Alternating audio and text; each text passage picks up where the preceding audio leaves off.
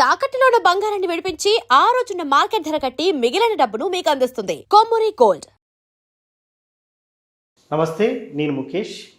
గోకర్ణ గౌరవాన్వితులు, శాక్తేయ సహస్ర కిరణ బిరుదాంకితులు, శక్తిపీఠం వ్యవస్థాపకులు పూజ్యశ్రీ డాక్టర్ స్వామి శాంతానంద పురోహిత్ గారు మనతో పాటు ఉన్నారు. వారితో మాట్లాడే ప్రయత్నం చేద్దాం. గురువు గారు నమస్కారం. శ్రీమాత్రే నమః. దత్తాత్రేయ స్వామి వజ్ర కవచం, ముఖ్యంగా ఈ వజ్ర కవచం చదవడం వల్ల ఒక మనిషి జీవితంలో ఎలాంటి మార్పు చూడవచ్చు అంటారు? దత్తాత్రేయుడు అంటే చాలామంది ఈ మధ్యకాలంలో చూస్తూ ఉన్నాం. గానగాపూర్ విశేషంగా వెళ్తున్నటువంటి పరిస్థితి, పిఠాపురంలోని దత్తక్షేత్రం చాలామంది దర్శించి వారి యొక్క సమస్యల నుండి బయటపడుతూ ఉన్నారు. ముఖ్యంగా ఈ దత్తాత్రేయ వజ్ర కవచం చదవడం వల్ల ఎలాంటి ఫలితాలు ఉంటాయంటారు? సో ఈ దత్తాత్రేయ వజ్ర కవచము చదవాలి అంటే మొదటగా ఆ చదివే యోగ్యతను మనం పొందాలి.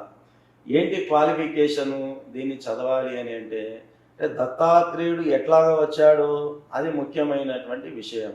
దత్తాత్రేయ వారు ఎవరికి జన్మించారో అత్రి అనసూయలకు జన్మించినటువంటి సంతానము దత్తాత్రేయుడు. అంటే ఇక్కడ కేవలం మామూలుగా మనం అత్రి అనసూయ అని ఎప్పుడు కూడా మనం అంటూ ఉంటాం, కానీ అందులో ఉన్న పరమార్థాన్ని మనం గ్రహించాలి. అత్రి అంటే ఏమిటి? నా త్రి అని అర్థము. అంటే ఆ మూడు ఉండకూడదు. ఏమి? కామ, క్రోధ, లోభ అనేటటువంటి ఈ మూడు అవగుణాలు ఏవైతే ఉన్నాయో ఈ మూడు అవగుణాలు అనేటటువంటివి లేకపోతేనే నా త్రి ఇది అత్రి అని దాని యొక్క నిర్వచనం. అది ఒకటి. రెండవది అనసూయ అని చెప్తున్నాం. అనసూయ అంటే ఏంటి? అసూయ లేకపోవడము అని అర్థము. అంటే ఎవరికైతే అసూయ ఉండదో వాళ్ళు అనసూయ అని అర్థం దానికి. కాబట్టి ఆ రకంగా అత్రి అనసూయలు ఇద్దరు ఉంటేనే కదా దత్తాత్రేయుడు వచ్చేటటువంటిది. కాబట్టి ఈ కామ, క్రోధ, లోభం అనేటటువంటి ఈ మూడు అవగుణాలను దూరం చేసుకోవాలా, మనలో ఉన్నటువంటి అసూయను పక్కన నెట్టాలా. అప్పుడే దత్తాత్రేయుడి యొక్క అనుగ్రహం మనకు లభిస్తుంది. అనుగ్రహం లభించడానికి స్తోత్ర పారాయణం చేసే యోగ్యత మనకు అనేటటువంటిది లభిస్తుంది. ఈ రకంగా దత్తాత్రేయ వజ్ర కవచం పారాయణం చేయడానికి ముందుగా మనము అందిపుచ్చుకోవాల్సినటువంటి లక్షణాలు ఇవి. అవి అందిపుచ్చుకున్న తర్వాత అప్పుడు పారాయణం చేయడానికి ఉపక్రమించాలి.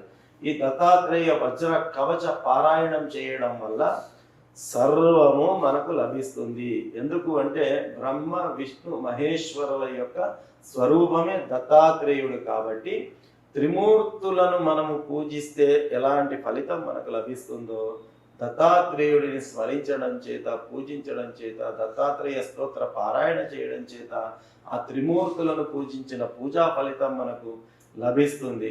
కాబట్టి దత్తాత్రేయ స్వామి వారి యొక్క చిత్రపటాన్ని ముందు పెట్టుకొని మొదటిసారి పారాయణం చేసేటటువంటి వాళ్ళు ఉంటే సంకల్పం చేయించుకొని సంకల్పయుక్తంగా ఆ పారాయణాన్ని ప్రారంభం చేయాలి.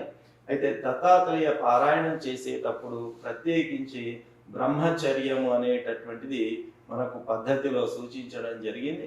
కాబట్టి మానసిక బ్రహ్మచర్యాన్ని పాటిస్తూ, ఇక్కడ బ్రహ్మచర్యము అనేసరికి రాత్రుల్లో ధర్మపత్నికి దూరంగా ఉండాలి అనేటటువంటిది కాదు.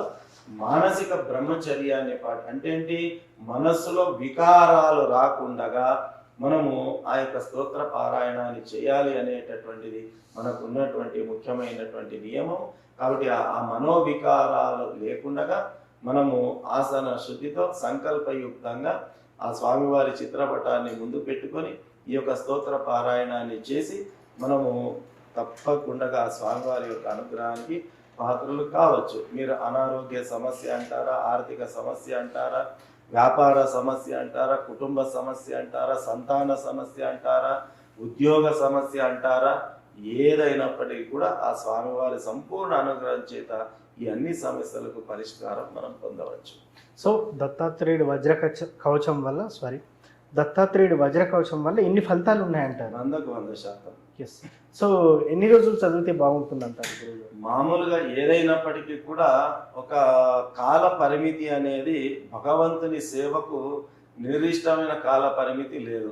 ఇది మన ఊపిరి ఉన్నన్ని నాళ్ళు ఈ క్రియలన్నీ కూడా కొనసాగుతూ ఉండాలి. కాకపోతే కాలమాన పరిస్థితులను బట్టి పూర్తిగా ఎల్లప్పుడూ కొనసాగించేటటువంటి అవకాశం ఉండదు. కాబట్టి ఏ స్తోత్రమైనా ఏ పూజ అయినా మనకు ఒక పద్ధతి చెప్పారు. ఒక మండల పూజ, మండల దీక్ష అని, అంటే కనీసం 41 రోజుల కాలమైన ఒక స్తోత్రాన్ని ప్రారంభం చేశాము అంటే కనీసం కంటిన్యూస్గా 41 రోజులైన ఆ పారాయణాన్ని కొనసాగించాలి అనేటటువంటిది ఒక నియమం మనకు ఉన్నది. కాబట్టి కనీసం ఒక మండల కాలమైన ఆ స్తోత్ర పారాయణాన్ని మనం చేయాలి. సో ఖచ్చితంగా నిష్ట పాటిస్తే బెటర్ అంటారు. అలా చేస్తేనే కదా మనం కోరుకున్నటువంటి ఫలితాలు మనకు వచ్చేటటువంటిది. కాబట్టి ఆ యొక్క ఏ స్తోత్ర పారాయణం చేసినా, ఏ పూజ చేసినా కనీస విలువలను, కనీస నియమాలను, కనీస నిష్టను మనం పాటిస్తేనే దాని యొక్క ఫలితం అనేది ఉంటుంది.